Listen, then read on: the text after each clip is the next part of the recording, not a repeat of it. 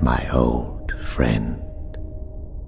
I've come to talk with you again, because a vision, softly creeping, left its seeds while I was sleeping. And the vision that was planted in my brain still remains within the sound of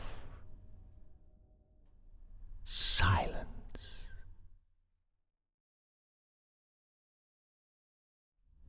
Apologies to Paul Simon for appropriating these lyrics without permission.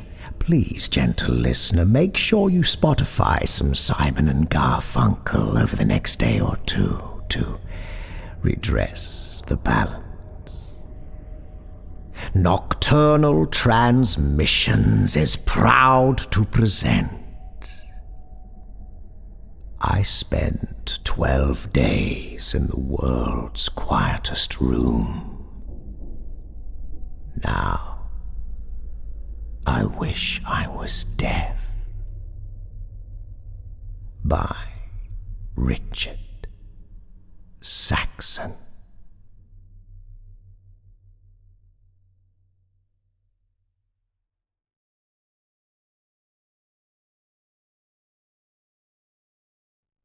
As I slowly regained consciousness, I felt a wave of dullness wash over my fractured mind.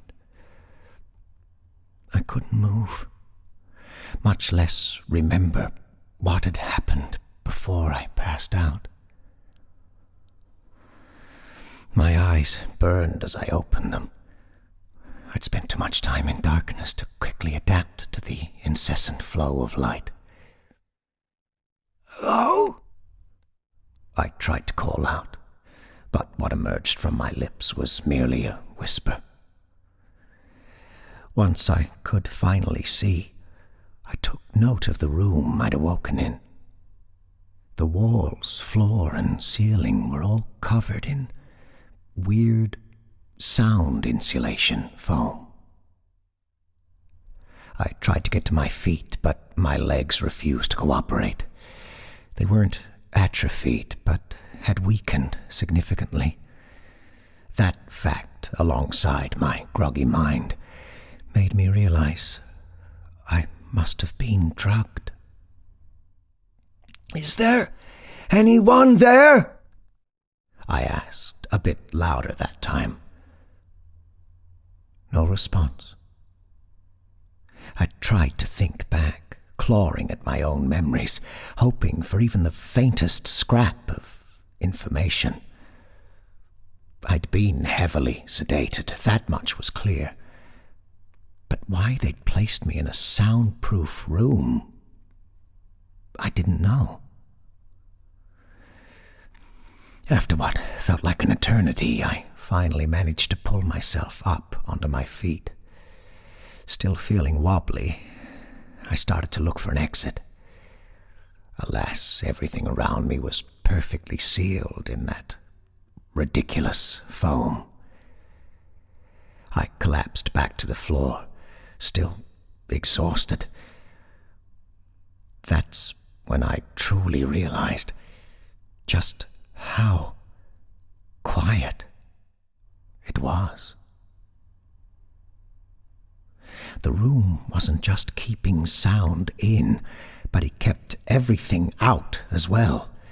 No people talking, no traffic, not even the sound of water pipes built into the walls. It was deafening. I held my breath and pressed my ear against the wall. Nothing.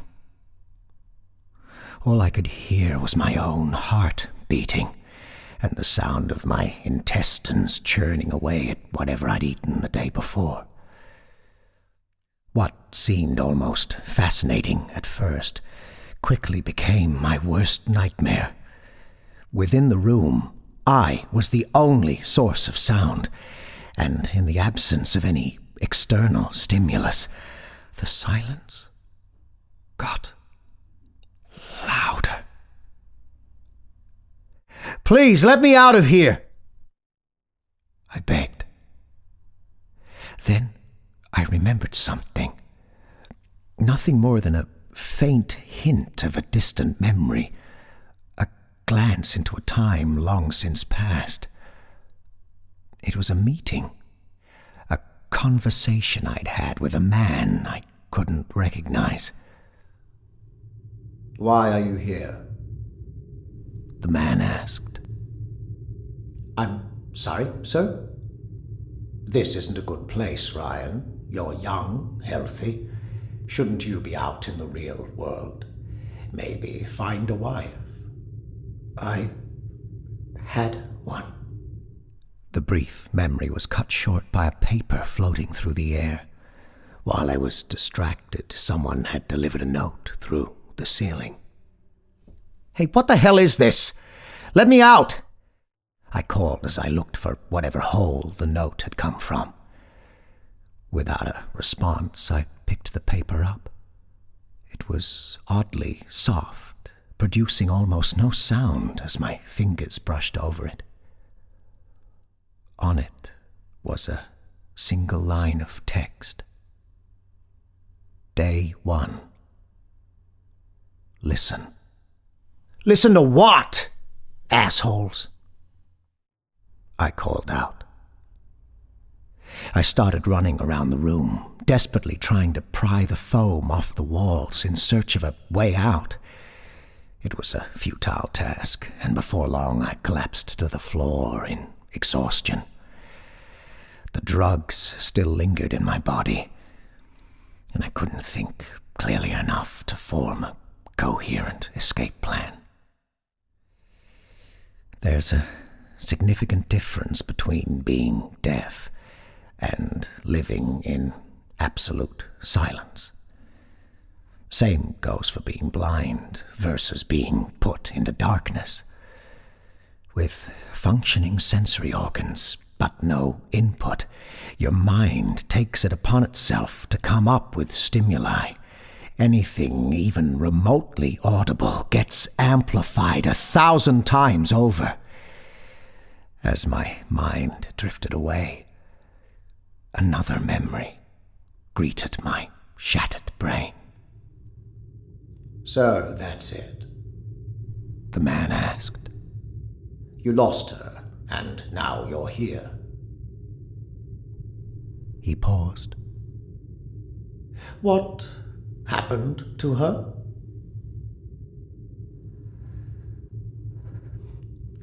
"I killed her," I responded with a trembling voice. Once I awoke once more, I was immediately assaulted by the sounds produced by my own internal organs.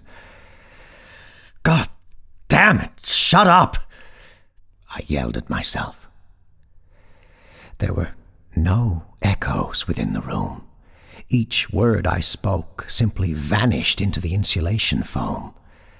I had to constantly keep talking to myself just to keep my own bodily sounds at bay. That's the first time I noticed how desperately I needed to use the bathroom. "What if I need to take a piss then?"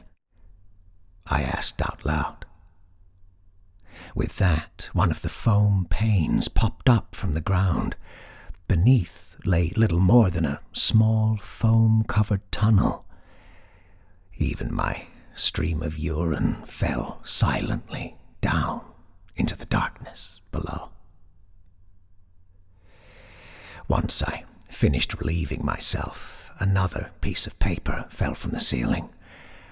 Alongside it, a stream of water appeared. It hit the ground almost without producing a sound, and was immediately absorbed by the foam. Nevertheless, I dove under it, parched from a day without liquid. After the stream stopped, I picked up the second piece of paper. Day 2. Do you hear them yet? It read. "What the fuck are you talking about?" I yelled to no one in particular. Still, no response. Not that I expected anything else. I spent most of day 2 investigating the room. With the drugs cleared from my system, I could finally think, though despite being clear of mind, my memories remained hazy. There was no way out, no cracks in the horrendous facade. I was alone, in an isolated room. The churning sounds of my intestines, the only thing to keep me company. I tried lying in different positions to muffle the sounds, but it felt as if they just grew louder. Confused and trapped, I had another memory flash by. It's an anhedonic chamber, the quietest place in the entire world. A concrete block resting on a spring plate, isolated with soundproof foam, to make sure not a single sound can get in, nor out. While one exists at Orfield Laboratories, this one is special, one by my own design. The man said. It must have been expensive. What's the point? I asked. To make people hear the truth. On the 3rd day, I didn't awake until I heard the faint sound of water hitting the foam. I shot to my feet and started drinking from the short-lasting stream. That time, they even dropped down some weird loaf of bread. It was heavy and packed with strange bits of vegetable and seeds. Some kind of Nutriloaf. A note also dropped down alongside the food and water. Day 3. Accepted. It read. It felt like pure ecstasy to hear the bread tear apart as I bit into it. Finally, an audible sound that didn't come from my own guts. Unfortunately, it was short-lived. As soon as the bread had been eaten, I was once again plunged into absolute silence. I tried to keep myself preoccupied by talking, but my voice could only keep going for so long before my throat dried out. I realized then that they were purposefully keeping my water supply limited to prevent exactly that. I'd be too weak to fight back, too weak to keep talking, but healthy enough to remain conscious. There I sat, listening to my own organs work. I hated them. Disgusting pieces of flesh that produced squishy, sickly sounds that never ceased. Then I heard something new. A faint voice hidden beneath the sound of my beating heart. Please, just make it stop. I can't take it anymore. The voice said. It belonged to a woman, oddly familiar, yet so strange. "Hey, where are you?" I called out. It hurts so much. I don't deserve this. Why is this happening to me? There was no discernible location for the sound. It almost felt as if it was coming from both nowhere and everywhere all at once. "Come on, I need to know where you are if I'm going to help you." Ryan? It hurts so much. Please help me. She begged before the voice vanished into thin air. "Linda? Oh my God!" I called out, praying her voice would return. It had been my wife, the voice I'd longed to hear for so long. I almost couldn't believe it. Through the immense silence, I'd heard the love of my life, and she was suffering. I cried as memories of her flowed back. How she had died. "I'm sorry," I said out loud. "I'm so sorry. Please forgive me." But she wasn't real. She had to be a figment of my imagination, or a hallucination brought on by the quiet room I'd been living in. As I sobbed into the foam floor, my mind wandered involuntarily back to my most recent, partially intact memory. "How did she die?" the man asked. Why are you asking me these questions? I already signed the fucking papers for Project Orcus. "Because you might be able to talk to her again." The fourth day arrived, and another piece of paper dropped from the ceiling. Day 4. Don't ignore them. They're as real as you and me. It read. I tore the letter apart, not out of anger, but to enjoy the barely audible sound it produced as I ripped it to pieces. I made sure they were only thin strips, keeping it going for as long as possible.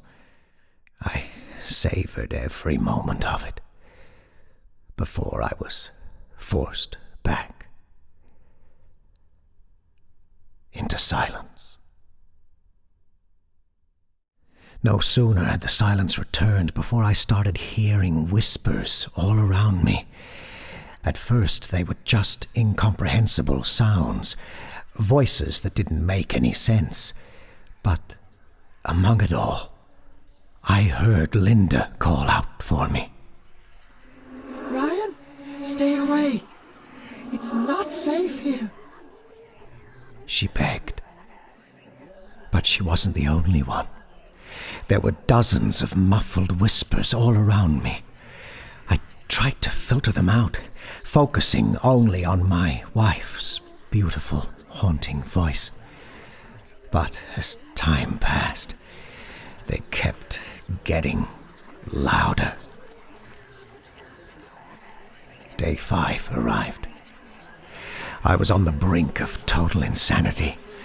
The whispers had kept me awake for hours, only to vanish when the next paper quietly hit the ground.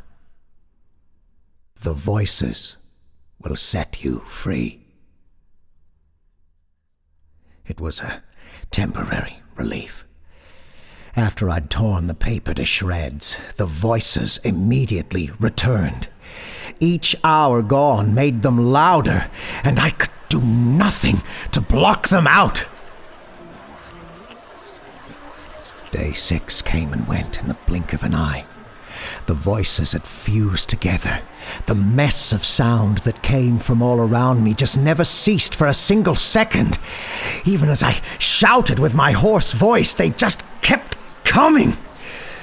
The only real thing I remember from the day is the note that fell from the ceiling. Keep quiet and let them guide you. Once I'd lost my voice completely, I sat back and surrendered. I let the voices overrun my mind, still growing louder and louder and louder. That's when I realized that they weren't whispers at all. They were screams. Each of the 1,000 voices that had haunted me were cries for help. The people, wherever they came from, were in perpetual, unrelenting pain. They were begging me for a way out, but I could do nothing save listen to their infinite suffering. In the midst of it all, I still heard the voice of my wife. I don't know why hers was louder or clearer than the others. I'd been clinging firmly to the idea that it was all in my head, but my sanity couldn't prevail for much longer. Soon, I'd have to give in. Let me the fuck out of here! I shouted as loud as I could with my hoarse voice. My mind was deteriorating rapidly. Day 8 was a haze of broken thoughts, and day 9 didn't fare much better. I stopped reading the notes. The screams kept going. Among them, I could hear discernible words and phrases. But it wouldn't be until the 10th day before I could finally understand them. Help me, please! A child cried. You're not real! None of you are real! I said back. But you can hear us. You're nothing but figments of my broken mind. You're all in my head. That doesn't mean we're not real. I can prove it. How? The last note that fell from the ceiling. It's a list of names. I glanced over at the papers I still hadn't checked. As I picked one up, I realized he was right. Henry Jones, Peter Dawson, Alex Moore, David Lawrence. I dropped the paper and picked up another. The same list, same people, but no instructions. Who are they? I asked. They are the people you're supposed to find. The child responded. I'm one of them. My name is Alex. What happened to you? But it was too late. His voice had faded away, replaced by the continuous screams of torture. I kept my eyes fixed on the paper, and as I read the names one more time, another memory flashed by. Do you know what to do? The man asked. Yes, sir. We need to sedate you, and you'll undergo electroshock therapy. It's the only way you'll be susceptible to the environment. I understand, I responded plainly. It's dangerous. I don't care. It also means you'll be extremely disoriented when you wake up. You might have forgotten who I am, or even who you are. That's why it's of the utmost importance that you keep the mission in mind. Don't forget it. Let it be the only thing you remember. For the next day, I sat in a corner, barely drinking or eating. All I did was repeat the names on the list, hoping the mystery would somehow unravel itself. Henry Jones, Peter Dawson, who the hell are you guys? I mumbled to myself. Then, as if a switch had been flicked on, I suddenly understood. The screams, the whispers, the voices, everything I'd heard for the past 11 days made sense. A veil had been lifted from my mind, and I could understand everything they'd been trying to tell me. Ryan! My wife called out for me. Linda, you're still with me. I responded with a hint of joy. I don't have much time. It's hard to keep focused, she said, clearly struggling. What's happening to you? It's not important right now. I just need you to know that it wasn't your fault. Her words of comfort hardly masked the pain she was in. Yes, it was. Before I could finish my sentence, I was interrupted by more deafening screaming. It's time for you to leave, she said. Wait, are you okay? I mean, where are you? She paused. No. None of us are.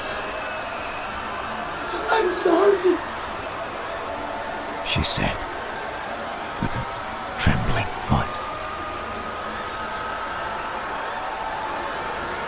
With that, she vanished for the last time, and a final paper fell from the ceiling. Day 12. Did you find them? I took a moment just to listen. There, among the pain, I heard them call out for me. They'd been a part of the same project as me, and had since died. Yet they held the instructions I needed to get out of the room. There was something scattered around within the phone. 7 buttons that had to be pushed in a certain order. Based on what the voices told me, I could easily open the door. Just the act of finding those buttons was a feat on its own.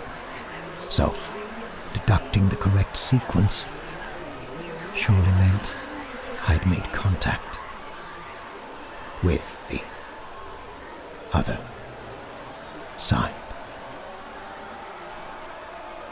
I stepped outside.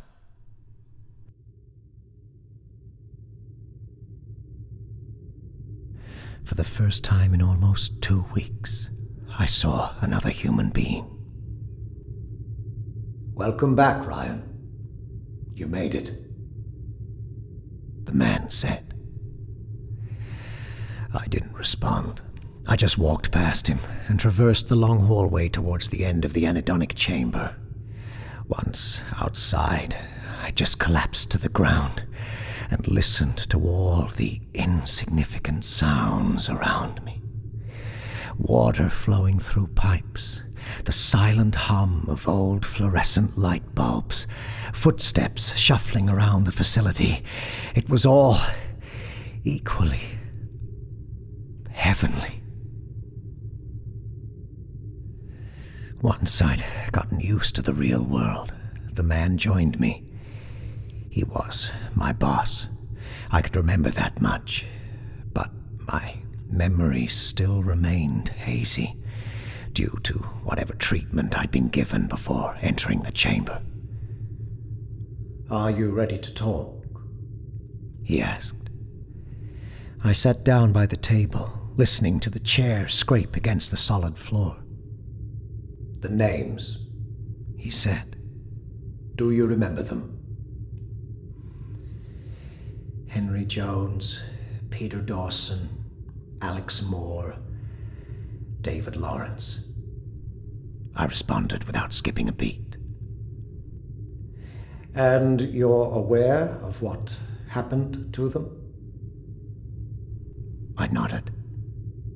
Tell me. Henry Jones, age 75, passed away from 4th stage lung cancer. He signed up for the Orcus project a month before his death. Payment was supposed to be sent to his family. Go on. Peter Dawson, age 32, diagnosed with ALS, and immediately signed up for the Orcus project. David Lawrence, age 56, passed from heart failure. And Alex Moore. He wasn't a part of the project. He was a child. I still don't know what happened to him. Neither do we, the man said as he smiled at me, a smirk born from completion of selfish intentions. Good work. And how are they doing now? I thought back to everything I'd heard. Through the screams, I'd been given mostly bits and pieces. It took me a moment just to put it all together. They're in pain. They say the last moment of consciousness they ever experienced is what they've been going through for every moment since their passing. There's no safe haven on the other side, no paradise. Only the everlasting pain they felt before death. He scribbled down some notes onto a piece of paper. A smile still occupied his face, as if his theories had been confirmed. Thank you, Ryan. We at Artifacts owe you a great debt for your services. This marks the end of our partnership. As agreed, you'll be well provided for, he said, as he gestured for a couple of guards to take me away. As they escorted me towards the exit, my boss gave me a final glance. Enjoy the rest of your life, Ryan, he said. I packed the few belongings that I had. There were still multiple holes in my memory spanning over the past year, but I suppose that's why they let me just go. I know nothing about the people in charge. Even my knowledge about the Orcus project itself is scanty. Once I returned home, I started to remember the life I'd left behind, the rough memories of my dead wife. I'd signed up to get away from my failure, to keep her safe. And when the man first told me I could talk to her again, I was ecstatic. It was a mistake. Because even now that I'm 100 miles away from the anhedonic chamber, I can still hear them screaming. They never stop. They're in so much pain. And once we die, we all join them in their misery.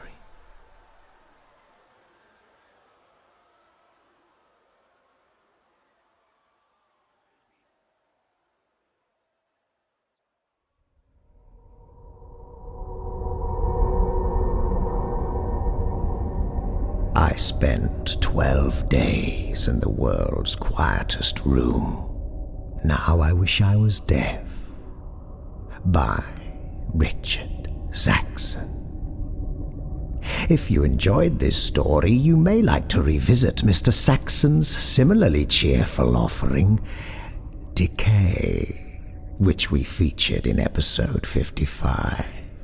And if that isn't enough to slake your thirst for the unthinkable, his inaugural collection of terrifying tales from the depths is now available from Amazon and other assorted purveyors of uncanny fiction. We'll put a link after his bio in our featured authors section for you. Let's meet our newest Patreon acolytes, shall we? The tending of the dark flame that is Nocturnal Transmissions is now being assisted by Amy Klassen, Marty Veal, Jeremiah Overstreet, Luis Gonzalez, and I Punched a Sandwich. Welcome, you fiends. Welcome. And while we're in the process of welcoming fiends, we feel absolutely giddy to announce that we have been joined by not one, but two magnificent cohorts over the last few days. Oh, gentle listener, that most esteemed of ranks, that most licentious of levels, that most pernicious of positions, that most insidious of standings. The cohort. And who are these delightfully dire individuals? Why, none other than Abaddon. What a wonderfully biblical name. And Burner. Sounds like you two have a lot in common. Welcome, Abaddon and Burner. Do try not to destroy the place, would you? If you'd like to support our humble production, just go to patreon.com and look for Nocturnal Transmissions. You will be rewarded for your affiliation. And whether you are one of our beloved Patreon subscribers or not, you can always support the show simply by sharing us with your friends. Spread the word, and we'll achieve dominion over this realm together. This episode was brought to you with the generous assistance of our aforementioned Patreon subscribers. A particular thank you goes out to our esteemed cohorts: Barry Jones, Matt Ruprecht, Adam, Rachel Brown, JB, Shell, Stephanie Soloka, Chris Macaulay, Alicia Townsend, Robert Troy Hampton Peterson, Sam Bell, Evan Dooley, Michael Wood, Alex Brewers, and of course Burner and Abaddon, and our executive cohort, Eugene Petrie. Nocturnal Transmissions is a fortnightly podcast that brings you dark tales, both old and new, performed by your humble narrator, Kristin Holland. All non-public domain stories are featured with the permission of the authors. All voices and production are concocted by Kristin Holland. Until next time, as always, watch the skies, fear the dark, and don't trust anyone, especially yourself. Good night, gentle listener.